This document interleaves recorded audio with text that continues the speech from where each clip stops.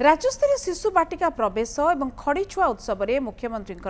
बड़ घोषणा प्रतिवर्ष 15,000 शिक्षकों को नियमित भाव नियुक्ति दिज्व प्रति पंचायत गोदावरीश मिश्र मॉडल स्कूल 5 एकर जमी यह निर्माण कर शिक्षकों को ट्रेनिंग दिज्व शिशु बाटिका बगीचा रहिबो धीरे धीरे अंगनवाड़ी केन्द्र मिसिब शिशु बाटिका जातीय शिक्षा नीति लागू होईछि ओडिशा को एक ज्ञानभित्तिक अर्थनीति में परिणत कर मुख्यमंत्री खड़ीछुआ उत्सव में पिलांकर हाथ धरी पाठ पढ़ाई मुख्यमंत्री ब्रह्मा विष्णु महेश्वर करी खड़ीछुआई पिला सहित कथबार्ता करी पाठ पढ़ा बड़ मनीष होगा गुरुजन को सम्मान करने भली वार्ता देइछन्ति मुख्यमंत्री मोहन माझी पिला किभली स्कूल रे पाठ शिखिबे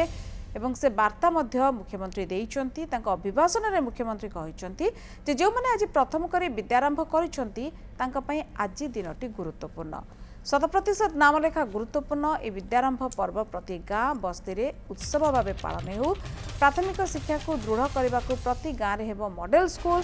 गोदावरीश मिश्र प्राथमिक स्कूल निर्माण हेब 5 एकर जगार 6 कोटी टंका व्यय अटकल निर्माण हेब एही स्कूल शिशु बाटिकारु प्राथमिक शिक्षा गोटे छात तले रहिबो समस्त अंगनवाड़ी मिसिजिब शिशु बाटिका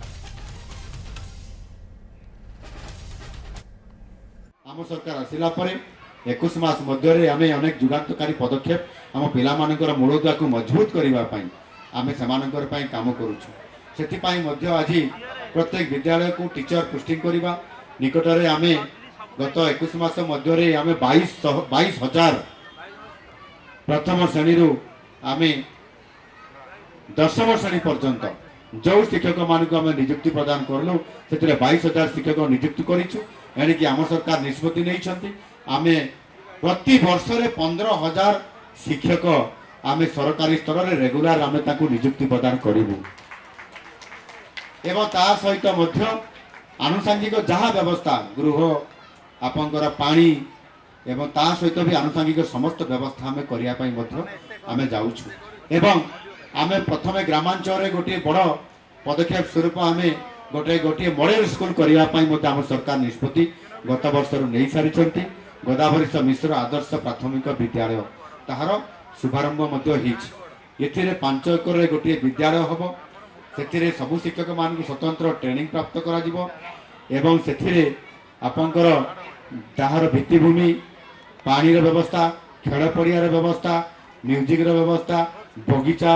शिशु बाटिका बगीचा हम ये समस्त उपकरण सहित सामान को एक आदर्श विद्यालय हिसाब से विद्यालय पाठ पढ़ार सुजोग प्रत्येक पंचायत स्तर करा गोटे गोटे विद्यालय सर्वनिम्न 6 कोटी टंकार 7 कोटी टंका पर्यंत खर्च कर व्यवस्था राज्य सरकार बजेट व्यवस्था कर शुभारंभ खूब शीघ्र यह निश्चित आगामी दिन में शिक्षार गोटे आम ओडिशा रे वैप्लविक परिवर्तन करिवो केवल ओडिशा रे न सारा भारत वर्ष रे एक मॉडल हिसाब रे छिड़ा हबो आमर गोदावरीश मिश्र प्राथमिक आदर्श विद्यालय शिशु बाटिका कालीर आदर्श विद्यालय एवं पर उच्च शिक्षार भित्तिभूमि ये साजिबो आज जो शिशु बाटिका 3 रे पिला माने पाठ पढुचंती 1 2 रे अंगनवाड़ी केन्द्र रे समान पाठ पढुचंती धीरे धीरे ताको शिशु पूरा अंगनवाड़ी केन्द्र मध्य एठी शिशु बाटिका रे मिसी जिवो एवं समय क्रमे आम निश्चित भाव एक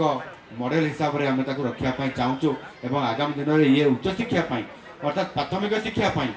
उच्च प्राथमिक शिक्षापी उच्च माध्यमिक शिक्षापी स्तर स्तर होकर को जीवाई सरकार स्तर में व्यापक भाव में ये योजना कर जातीय शिक्षा नीति 2020 आम ओडिशा रे लागू करा कार्यकारी आज आम सरकार करुछंती।